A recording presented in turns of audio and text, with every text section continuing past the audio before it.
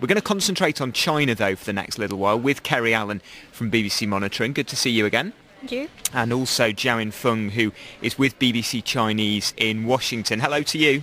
Hello, good to be with you. So both of you, I want to hear about the lines that you've been looking at today, the new information you've been seeing. Kerry, what's the social media conversation right now in China? There has been a lot on this because there were 312 passengers that were Chinese, so there's been a dedicated kind of effort to try and get the people who are Chinese off of the ship. So the big line coming out today in China is that the Chinese embassy in Japan has been arranging charter flights for those remaining on board. But also there's been a lot of criticism about Japan's handling of this situation, given that, I mean, this is a time now where China feels that the coronavirus cases are starting to die down, and the curve has come basically, and things are starting to slow down in China. But at the same time, Japan is the second country with the highest number because of what's happened on this ship.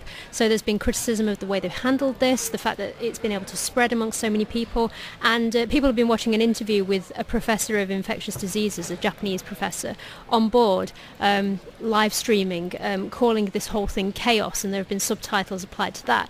So social media users have been seeing this on Sina Weibo, which people use instead of Facebook or Twitter, and have very much been saying, Japan's not doing enough on this. This is terrible that this has happened, that so many people have got the virus as a result. Really interesting. And of course this cruise ship is the second largest cluster of cases in the world after what's happening in China itself. Let's also talk about what we heard in the bulletin just now at Jiawen, the story of the Wall Street Journal journalists losing their credentials because of an opinion piece that the newspaper published. What have you been hearing? Right, the Chinese government announced earlier today that it would revoke the press credentials of 3 Wall Street Journal reporters due to an opinion piece published by this U.S. news organization. It has a racist title, according to the Chinese government. The controversial title is "China is the real segment of Asia." But the 3 journalists who are expelled from the country did not write the article.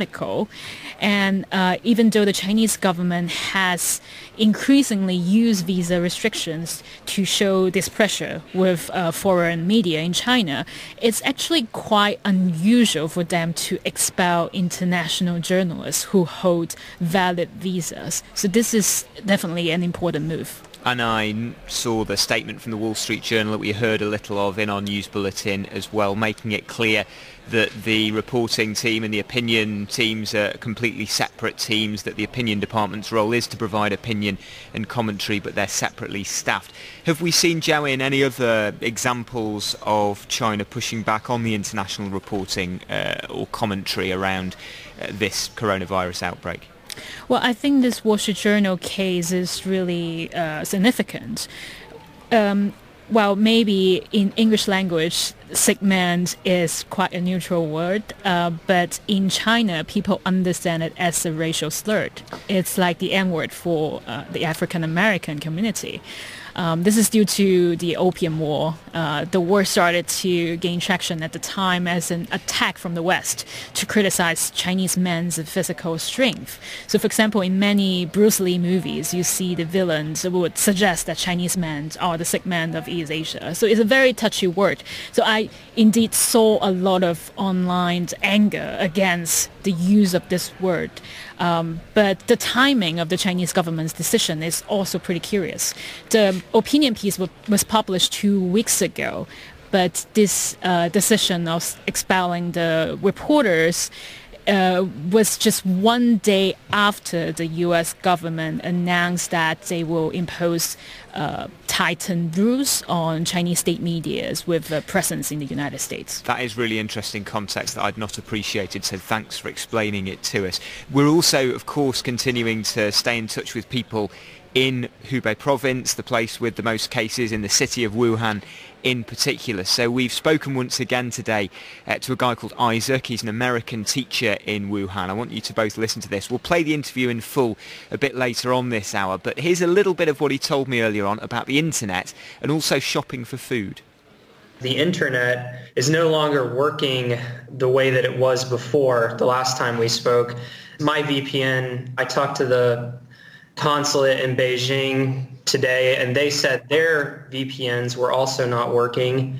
And the internet has become more restrictive. Even my email that I use no longer is accessible, and I don't know why, because it wasn't something I even needed a VPN to access before, and now it's been totally blocked. So they're doing something to the internet, which is making the whole situation much more isolating for me.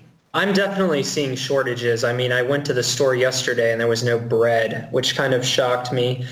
All of the dairy products are completely gone, as far as I can tell. The meat is definitely reduced as far as what meat is available. There's a lot of things that are definitely seem to be coming into shortage. So that's Isaac's experience. I'm just interested to put that in context with both of you, Jiawin and Kerry, as well. First of all, on the internet, Kerry, he was talking about a VPN, which is the tool, and you've explained it to us before, that can be used to navigate some of the Great Firewall of China and allow you to use the internet more freely in China. Have you heard any other experiences of the internet being more restricted because of the coronavirus, or is that just his experience? Not specifically as a result of the coronavirus, but China has had I remember being back in China in, when would it have been, 2009, when in Xinjiang, I was not in Xinjiang at the time, I was in Chongqing, but the internet was shut off in Xinjiang for months on end because of rioting in the areas, and that was when, before 2009, YouTube was available, so people could watch programs on YouTube, and then suddenly it was banned in China. So China has shown that it's had the capability of switching the internet off, and in recent years has been cracking down more and more on VPNs and making it more difficult for people to access foreign media. So it's likely that there is a possibility, but I wouldn't say particularly based on the coronavirus, maybe.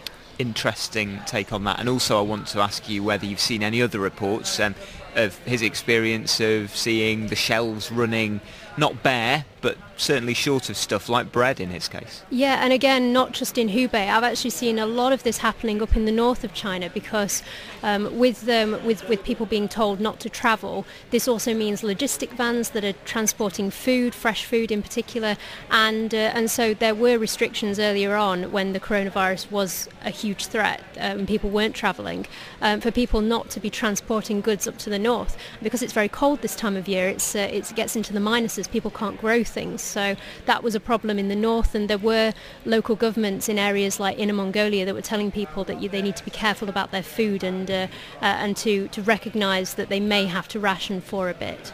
Just before we let you go, I know you've also been looking at some of the fake information or the rumours that are being circulated on social media in China. What sort of things are people mistakenly sharing or believing?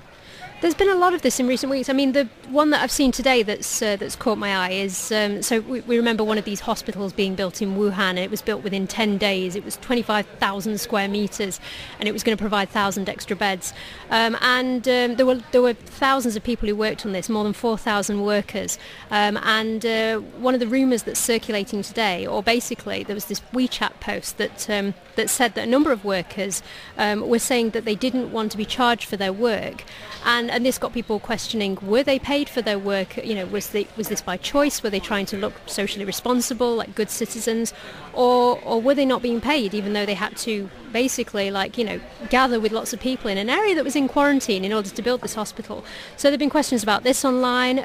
There's one paper, the Health Times, that said it interviewed the contractor for this hospital and said that there was a phenomenon of people saying they didn't want to be charged for this. But it also said that some volunteers left without receiving money and did not leave their contact information, and that's where eyebrows were raised. Thanks very much indeed to both of you. Kerry Allen of BBC Monitoring, Jiawin Feng from BBC Chinese in Washington DC. Thanks to both of you for your insights, and of course we will continue to bring updates on the story. We're getting them all the